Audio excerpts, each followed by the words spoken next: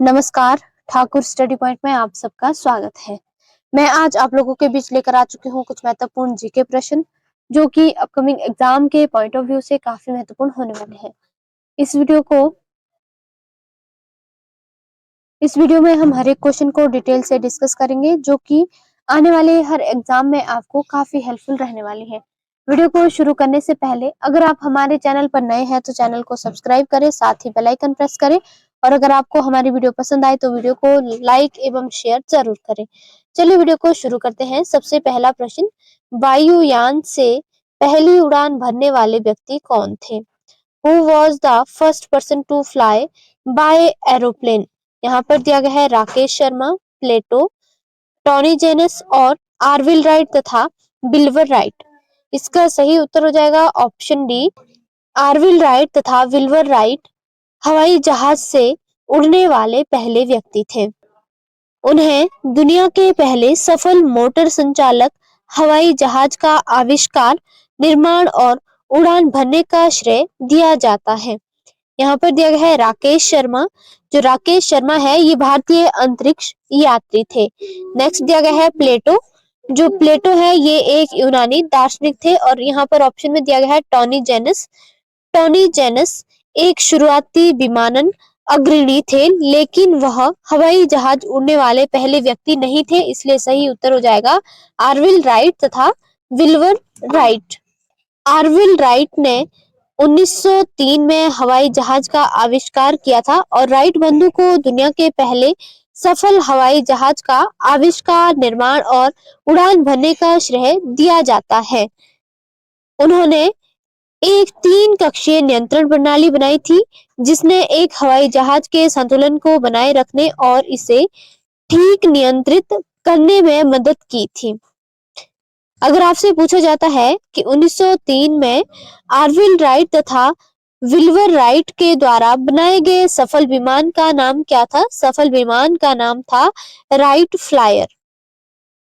1903 में आर्विल राइट तथा Wilbur right द्वारा बनाए गए पहले सफल विमान का नाम क्या था? इसका नाम था राइट फ्लायर। अगला प्रश्न, राष्ट्रीय गान प्रारंभ करने वाला प्रथम देश कौन सा है? Which is the first country to introduce the national anthem? यहाँ पर ऑप्शन में दिया गया है जापान, अमेरिका, इंग्लैंड तथा रूस। ऑफिशियल आंसर की के तहत इसका सही उत्तर हो जाएगा जापान। जापान को 19वीं सदी के अंत में राष्ट्रीय गान अपनाने वाला देश माना जाता है। जापान के राष्ट्रीय गान का क्या नाम है? जापान के राष्ट्रीय गान का नाम है किमीगायो। जो किमीगायो है ये किसका राष्ट्रीय गान है? ये जापान का राष्ट्रीय गान है। किमीगायो को आधिकारिक तौर पर जापान ने 1888 में राष्ट्रगान के रूप में अपनाया था। यहाँ पर दिया गया है अमेरिका। अमेरिका के राष्ट्रीय गान का क्या नाम है? अमेरिका के राष्ट्रीय गान का नाम है the Star Spangled banner.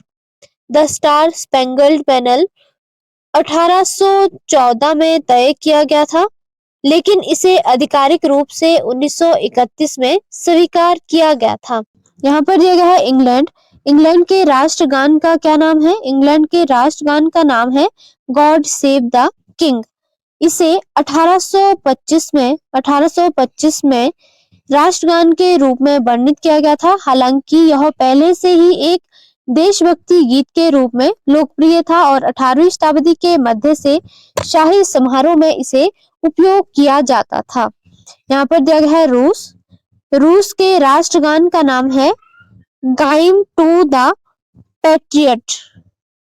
Geim to the patriot 1944 में आधिकारिक राष्ट्रगान के रूप में अपनाया गया था।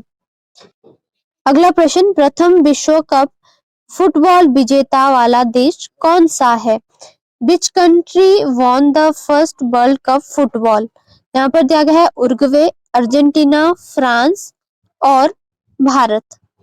इसका सही उत्तर हो जाएगा ऑप्शन ए, उरुग्वे पहला विश्व कप फुटबॉल जीतने वाला देश बना था जो 1930 में आयोजित किया गया था और फाइनल मैच उरुग्वे और अर्जेंटीना के बीच खेला गया था। फाइनल मैच किसके बीच खेला गया था? उरुग्वे और अर्जेंटीना के बीच खेला गया था, जिसमें उरुग्वे ने 4-2 से जीत हासिल की थी। अगर आपसे पूछा जाता है कि फीफा का मुख्यालय कहाँ पर है? फीफा का मुख्यालय है ज्यूरिख, स्विट्जरलैंड में। यहाँ पर दिया गया है अर्जेंटीना। अर्जेंटीना 3 बार 1978, 1986 और 2022 में फीफा विश्व कप का खिताब जीता है। यहाँ पर दिया गया है फ्रांस।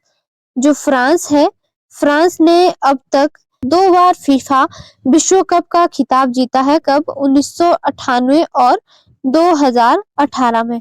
और यहाँ पर दिया गया है भारत। जो भारत है, भारत ने अभी तक फीफा का एक भी वर्ल्ड कप नहीं जीता है, बल्कि भारत विश्व क्रिकेट कप में 2 बार विजेता रहा है, 1983 और 2011 में। अगला प्रश्न, विश्व में प्रथम महिला राष्ट्रपति कौन थी? Who was the first woman president in the world? यहाँ पर दिया गया है Pratibha Devi Singh Patil, Kamala Harris, Maria Estela Peron and Lyudmila Putina. इसका सही उत्तर हो जाएगा ऑप्शन सी, मारिया एस्टेला पेरोना विश्व की प्रथम महिला राष्ट्रपति बनी थी। इन्होंने 1974 से 1976 तक अर्जेंटीना की राष्ट्रपति के रूप में कार्यभार संभाला था। यहाँ पर दिया गया है प्रतिभा देवी सिंह पाटिल, ये भारत की पहली महिला राष्ट्रपति थी। नेक्स्ट दिया गया है कमला हैरिस। कमला हैरिस संयुक्त राज्य अमेरिका की उपराष्ट्रपति हैं। नेक्स्ट यहाँ पर दिया गया है ल्यूडमिला पुतिना, ये रूसी राष्ट्रपति व्लादिमीर पुतिन की पूर्व पत्नी है।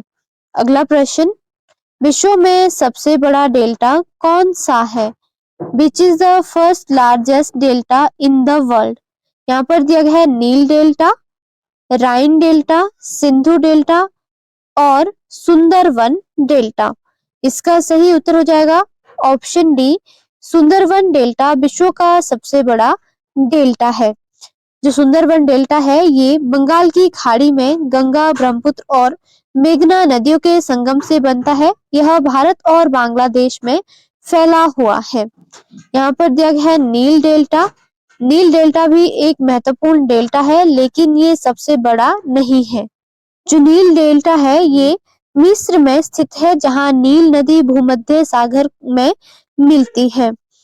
नेक्स्ट यहाँ पर दिया गया है सिंधु डेल्टा। जो सिंधु डेल्टा है, इसे सिंधु नदी डेल्टा भी कहा जाता है। यह पाकिस्तान के दक्षिणी सिंध प्रांत में अरब सागर में स्थित है और इसका कुछ हिस्सा भारत के कच्छ क्षेत्र में भी आता है। नेक्स्ट यहाँ पर दिया गया है राइन डेल्टा। जो राइन डेल्टा है, ये मुख्यतः नीदरलैंड में स्थित है, जहां राइन नदी उत्तरी सागर में मिलती है। अगला प्रश्न, विश्व के सर्वाधिक राष्ट्रों की सीमा को स्पर्श करने वाला देश कौन सा है? Which country touched the border of most nations in the world? यहाँ पर दिया है रूस और फ्रांस, फ्रांस और चीन, चीन और रूस और अमेरिका और रूस। इसका सही उत्तर हो जाएगा ऑप्शन सी, चीन और रूस विश्व में सर्वाधिक राष्ट्रों की सीमा को स्पर्श करते हैं। क्षेत्रफल के हिसाब से दुनिया का सबसे बड़ा देश कौन सा है? रूस। और ये कितने राष्ट्रों के साथ अपनी सीमा को स्पर्श करता है? ये 16 देशों के साथ अपनी सीमा को साझा करता है। यहाँ पर दिया गया है चीन। जो चीन है, ये अपनी अंतरराष्ट्रीय सीमा 14 देशों के साथ बनाता है, इसलिए इसका सही उत्तर हो जाएगा चीन और रूस। नेक्स्ट यहाँ पर दिया गया है रूस और फ्रांस। जो फ्रांस है, ये कितने देशों के साथ अपनी अंतरराष्ट्रीय सीमा स्पर्श करता है? इसका सही उत्तर हो जाएगा 8 देशों के साथ। नेक्स्ट यहाँ पर दिया गया है अमेरिका और रूस। जो अमेरिका है, ये कितने राष्ट्रों के साथ अपनी अंतरराष्ट्रीय सीमा को स्पर्श करता है? इसका सही उत्तर हो जाएगा 2 देशों के साथ। अगला प्रश्न, मदर टेरेसा को किस वर्ष शांति का नोबेल पुरस्कार मिला? In which year Mother Teresa was awarded the Nobel Peace Prize? यहाँ पर दिया गया है 1969, 1979, 1978 और 1968। इसका सही उत्तर हो जाएगा ऑप्शन बी 1979 में मदर टेरेसा को शांति के लिए नोबेल पुरस्कार दिया गया था। दुनिया में गरीबी और संकट को दूर करने के संघर्ष में किए गए कार्य के लिए इन्हें ये नोबेल पुरस्कार दिया गया था। मदर टेरेसा को उनके मानवीय कार्यों के लिए 25 जनवरी 1980 को भारत के सर्वोच्च नागरिक पुरस्कार भारत रत्न से सम्मानित किया गया था।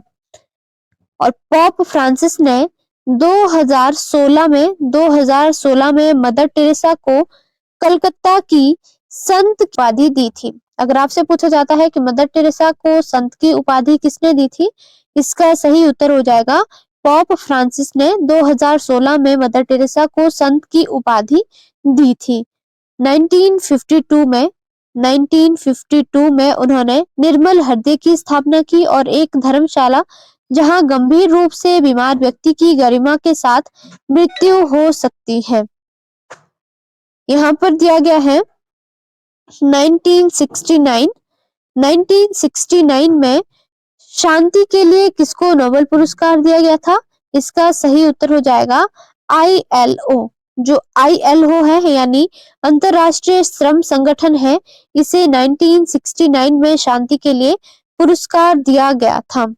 यहाँ पर दिया गया है 1978 में शांति के लिए नोबेल पुरस्कार किसे दिया गया था? इसका सही उत्तर हो जाएगा मिस्र और इजराइल के बीच शांति वार्ता के लिए संयुक्त रूप से प्रदान किया गया था। यहाँ पर दिया गया है 1968 में हरगोविंद खुराना को मेडिसिन और फिजियोलॉजी में नोबेल पुरस्कार दिया गया था।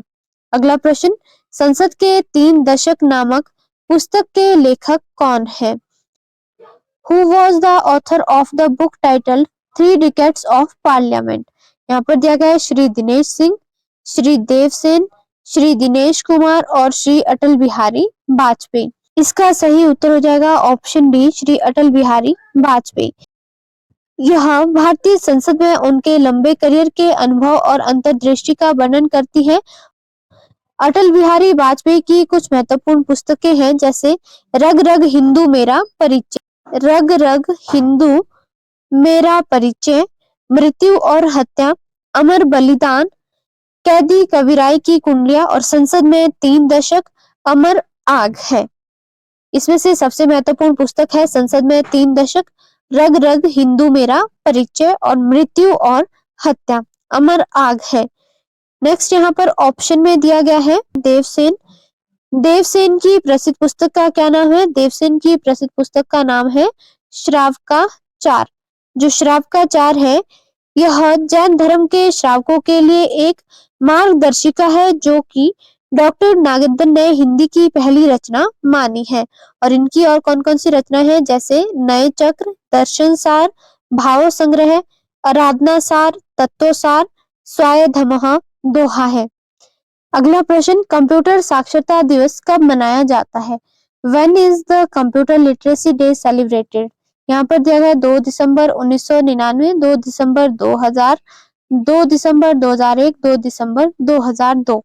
इसका सही उत्तर हो जाएगा ऑप्शन सी 2 दिसंबर 2001 में पहली बार कंप्यूटर साक्षरता दिवस के रूप में मनाया गया था। विश्व कंप्यूटर साक्षरता दिवस हर साल 2 दिसंबर को मनाया जाता है और इसकी शुरुआत भारतीय कंप्यूटर कंपनी NIIT ने 2001 में अपनी 20वीं वर्षगांठ मनाने और खासकर विकासशील देशों में कंप्यूटर साक्षरता को बढ़ावा देने के लिए की थी। आज के लिए इतना ही, धन्यवाद।